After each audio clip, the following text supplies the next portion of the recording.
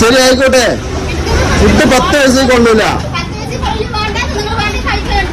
ഇങ്ങനെയാണ് സംസാരിക്കേണ്ടത്. ഒരു സ്ഥാപനം നിങ്ങൾ ഇവരുടെ വർത്തമാന സംസാരം കേട്ടില്ലേ?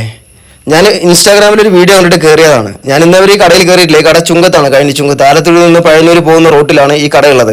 മഹാ അത്ഭുത ബിരിയാണി അൺലിമിറ്റഡ് എന്നൊക്കെ എഴുതിയിട്ട് 100 രൂപയ്ക്ക്.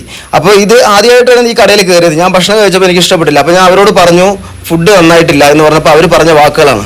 അപ്പോൾ ഈ കടയിൽ പോയി ഭക്ഷണം കഴിച്ചവരുണ്ടെങ്കിൽ നിങ്ങളൊന്ന് കമൻറ്റ് ചെയ്യണം കേട്ടോ.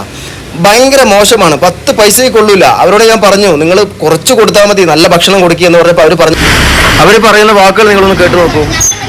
ശരി ആയിക്കോട്ടെ. ഫുഡ് 10 പൈസയെ കൊള്ളൂല.